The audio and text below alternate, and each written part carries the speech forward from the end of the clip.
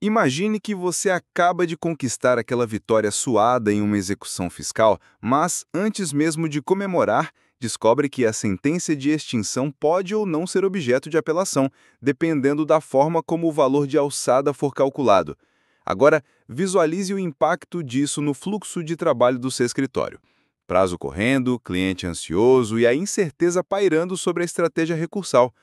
É exatamente essa angústia que a primeira sessão do Superior Tribunal de Justiça se propôs a eliminar ao afetar, sob o rito dos recursos repetitivos, o recurso especial que discute o critério de aferição do valor de alçada previsto no artigo 34, caput e parágrafo 1º da Lei nº 6.830 de 1980, a nossa conhecida Lei de Execução Fiscal.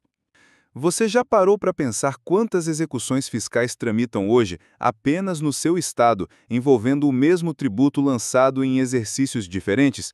Cada uma dessas ações por si só parece inofensiva. Entretanto, somadas, representam um universo de bilhões de reais que podem ou não chegar à segunda instância. A dúvida que o Superior Tribunal de Justiça pretende sanar é cristalina. Devemos olhar para o valor global da certidão de dívida ativa ou analisar um a um os débitos de cada exercício fiscal? Essa decisão, embora técnica, define quem pode recorrer, em que circunstância e até onde vai o duplo grau de jurisdição.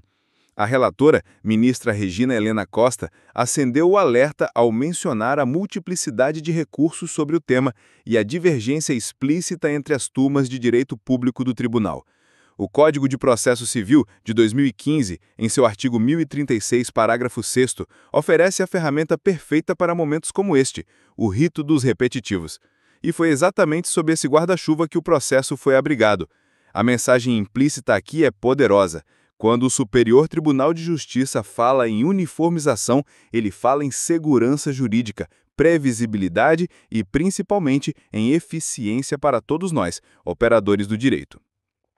Agora, permita-me um breve convite à reflexão. Quantas vezes você, advogado ou advogada, abriu mão de interpor uma apelação porque o valor de cada exercício, analisado isoladamente, não ultrapassava o limite legal? Ou, pelo contrário, quantas vezes utilizou a soma global da certidão de dívida ativa para justificar a insurgência? Esse cenário de incertezas, que transforma a jurisprudência em verdadeiro campo minado, encontra seu ponto de virada justamente nesta afetação.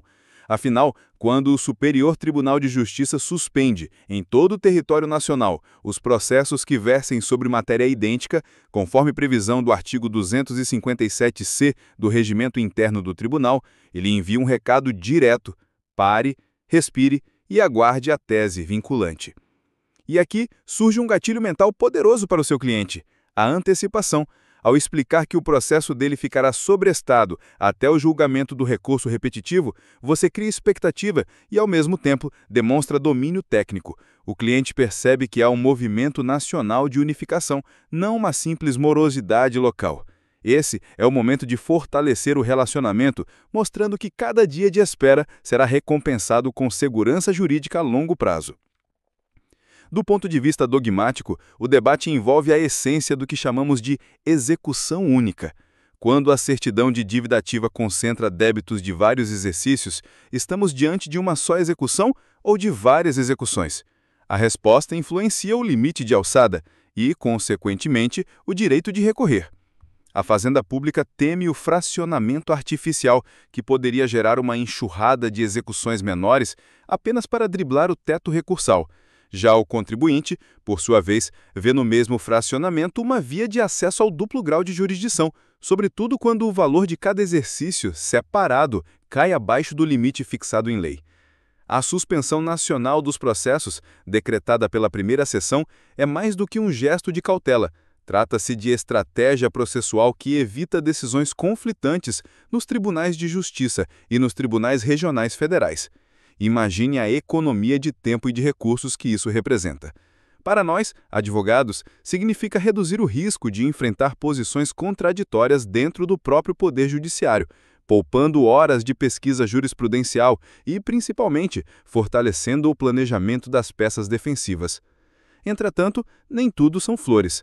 A ausência de manifestação do recorrido, a pessoa física A.J. Santos, sem representação processual, evidencia uma fragilidade no contraditório, densamente apontada pelos processualistas. Será que a tese firmada refletirá de maneira equânime os interesses de ambas as partes?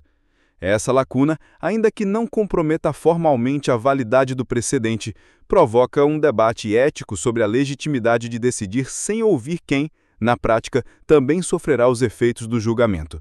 Sobre o plano estratégico, há um detalhe que exige sua atenção imediata. Caso o Superior Tribunal de Justiça opte pelo valor global da certidão de dívida ativa como parâmetro, a prática de ajuizar execuções fracionadas pode tornar-se desinteressante para a Fazenda Pública. Isso desloca a dinâmica processual, concentrando a discussão em menos autos, com maior robustez probatória. Para o contribuinte, por outro lado, o desafio será preparar defesas mais articuladas e abrangentes, englobando vários exercícios fiscais em uma só argumentação. Ademais, não podemos olvidar as repercussões sistêmicas. A definição de um critério uniforme impactará não apenas municípios, mas também estados e a União. Tribunais terão parâmetros claros para admitir ou negar apelações, e os julgadores de primeiro grau, cientes de que a controvérsia está pacificada, poderão proferir sentenças mais céleres e consistentes. Neste contexto, a racionalização do contencioso tributário materializa o princípio constitucional de eficiência, previsto no artigo 37 da Constituição Federal. E se você acha que isso é distante da sua rotina, reflita quantos processos em seu portfólio tratam de execuções fiscais abaixo do teto de 70 salários mínimos. Quantas discussões sobre prescrição intercorrente ou redirecionamento de responsabilidade poderiam ser resolvidas em grau de apelação, mas permanecem travadas por conta do valor de alçada? O precedente repetitivo que está prestes a nascer pode destravar todas essas portas ou, definitivamente, selá-las, e cabe a você, como profissional do direito, antecipar-se às regras do jogo. Antes de encerrar, lembro que o link direto para o acórdão completo está disponível na descrição deste vídeo, facilitando seu acesso às íntegras dos fundamentos. Se este conteúdo trouxe clareza e agregou valor ao seu dia a dia profissional, curta e compartilhe agora mesmo para alcançar colegas que também precisam dessa informação. E não se esqueça de se inscrever no canal, ativar o sininho e ficar por dentro de todas as análises jurídicas que publicamos semanalmente. Assim, juntos, transformamos complexidade em estratégia e fortalecemos a advocacia brasileira.